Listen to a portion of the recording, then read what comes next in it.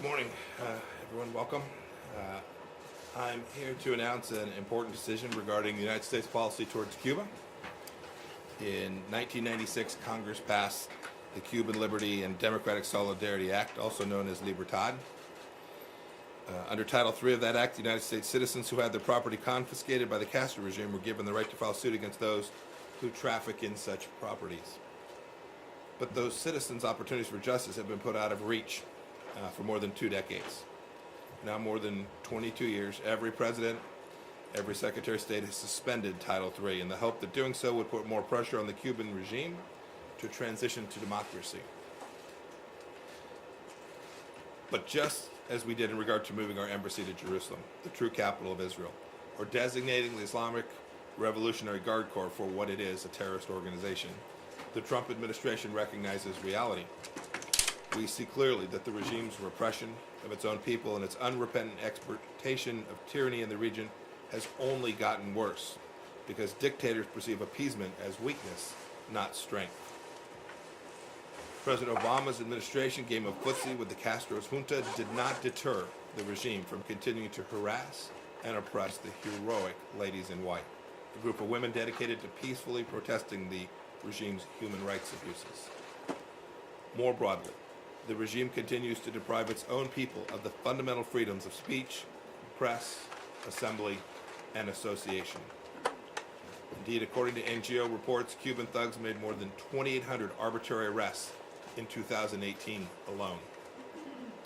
In the run-up to the country's recent sham constitutional referendum, one that enshrined the Communist Party as the only legal political party in Cuba, the regime harassed, beat, and detained opposition leaders and activists. 310 people were arbitrarily detained, according to the Cuban Commission on Human Rights and National Reconciliation. Cuba's behavior in the Western Hemisphere undermines the security and stability of countries throughout the region, which directly threatens United States national security interests. The Cuban regime has for years exported its tactics of intimidation, repression, and violence. They've exported this to Venezuela in direct support of the former Maduro regime. Cuban military, intelligence, and state security services today keep Maduro in power. Sadly, Cuba's most prominent export these days is not cigars or rum, it's oppression. Détente with the regime has failed. Cozying up to Cuban dictators will always be a black mark on this great nation's long record of defending human rights. For these reasons, I'm announcing that the Trump administration will no longer suspend Title III. Effective May 2nd, the right to bring an action under Title III of the Libertad Act will be implemented in full. I have already informed Congress of my decision. Implementing Title III in full means a chance at justice for Cuban Americans who have long sought relief for Fidel Castro and his lackeys seizing property without compensation.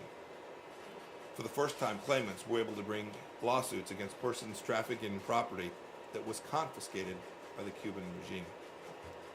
Any person or company doing business in Cuba should heed this announcement. In addition to being newly vulnerable to lawsuits, they could be abetting the Cuban regime's abuses of its own people. Those doing business in Cuba should fully investigate whether they are connected to property stolen in service of a failed communist experiment. I encourage our friends and allies alike to likewise follow our lead and stand with the Cuban people.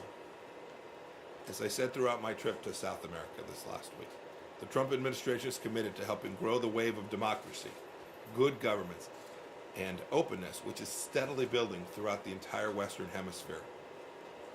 On my trip last week, I saw these positive changes firsthand and told our friends and allies that we're with them. We're on the side of what's right and what is just. Today, we are holding the Cuban government accountable for seizing American assets. We're helping those whom the regime has robbed get compensation for their rightful property. And we're advancing human rights and democracy on behalf of the Cuban people. Now we'll turn it over to Western Hemisphere Assistant Secretary Kim Breyer to take some of your questions this morning. Thank you all.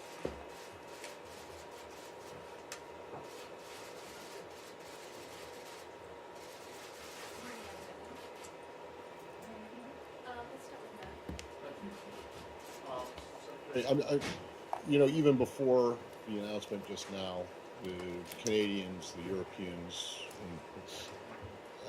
have come out against this and vowed to protect companies, European Canadian companies that could be sued under with this decision. And I'm just wondering how much of a concern that is for the administration, and whether there will be any exemptions at all. As you know, it's not just Europe and Canada that have companies there. There's some significant Israeli investment in Cuba. So I'm just wondering, how you're going to respond to their unhappiness, to put it mildly. Thank you. Thank you. Thanks for the question. Good morning, everybody. I think the first thing to highlight is that obviously we've been in very deep and close contact with our allies in Europe and Canada and around the world as we consulted on this decision over the past several months, as the Secretary had been shortening the period of suspension with his previous decisions. I think it's clear if you look in the macro sense, we have broad agreement with our allies in Europe and Canada and around the world on the policy objective, which is to promote democracy in Cuba and to free the Cuban people from the tyranny that they live under. We are in broad agreement on this. Where we sometimes disagree is on the best way to achieve that. And I think, at the end of the day, you'll need to speak to the European Union and to our allies as to what response they will have. But I would like to emphasize that European companies that are operating in Cuba will have nothing to worry about if they are not operating on property that was stolen from Americans post-revolution. So I think the vast number of European companies will not have any concerns operating in Cuba.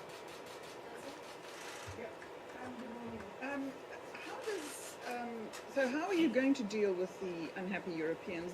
They've now threatened to take you to the WTO, and so how are you going to deal with that? And to what extent do you put Cuba? How does this in any way tie to cutting off any funds to Maduro, or how does this enhance the anti-Maduro campaign?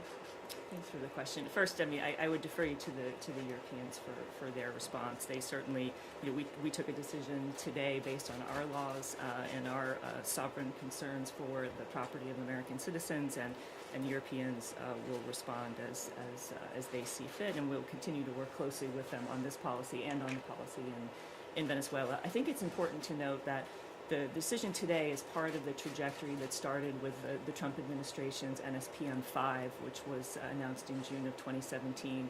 The objective of that was, of course, to support the Cuban people and to deny resources to the regime, and in particular to the security services in Cuba. So this is part of a trajectory. We have since published the Cuba restricted list. We have since amended the restricted list several times, and this is part of the trajectory of the administration trying to ensure that we support the people of Cuba and not the regime of Cuba. And going forward, I would say the decision, the Secretary's decision was about the actions of the Cuban regime. Certainly the actions of the Cuban regime in Venezuela are part of the context of the moment in which we are living. And we are very clear, and I think our allies, and this is something very important, the Lima Group, which is a group of 12 countries in the Western Hemisphere, for the very first time this week announced its concern over Cuba's role in Caracas and made public its concern and called on the Cuban regime to support the transition in Caracas. So I think it's a very important moment in our relations in the hemisphere as well. Thank you. How much further is the administration considering going on its Cuba policy, whether there's deliberations about the terrorism list, or is this a trajectory that you see continuing? I think it's a great question. I do put it in context of we've been over the past 2 years building off of NSPM 5 and looking at the various tools that we have to implement the president's vision for how we would conduct this policy. I think you're going to be seeing quite a bit more from us, and that this is the beginning of a new process on this that recognizes the reality on the ground in Cuba, which is in the past 20 plus years, the underlying reality in Cuba has not changed for the average Cuban. Jerry, can you talk, just to follow up on Matt's question on the issue of exemptions, are there any exemptions under the decision announced today, specifically with any U.S. company that is doing business in Cuba? There will not be any exemptions. Sure. How much property are you talking about in terms of value, money and number of properties. Flip two. So this is actually one of these questions where I can tell you what I know, and then what I don't know is actually a larger. What we understand, the Foreign Claims Settlement Commission has, it's an independent agency within the Department of Justice, has certified nearly 6,000 claims for property confiscated in Cuba with a total value of approximately $2 billion with interest. We believe that value is somewhere in the $8 billion range. The most recent estimate we have from 1996, at the time that the law was enacted, that there could be up to 200,000 uncertified claims that were not certified by the Foreign Claims Settlement Commission, and that value could very easily be in the tens of billions of dollars. But it will depend on, of course, whether claimants decide to pursue legal cases or not. What was the 8 billion? The $8 billion is from- with interest. So 2 billion of the actual property, or what it was At worth the time when it was taken, when it was confiscated. and then with interest that amounts to 8 billion. So the total then would be 8 billion. 8 billion of certified claims. And then on the 200,000 uncertified claims, they haven't been rejected, right? They could still be certified. They could still be if the window were Be open. hundreds of billions. That could be. Yeah. Those estimates. Tens of billions, yes, sorry. Thanks. Thank you so much. Thanks, everybody.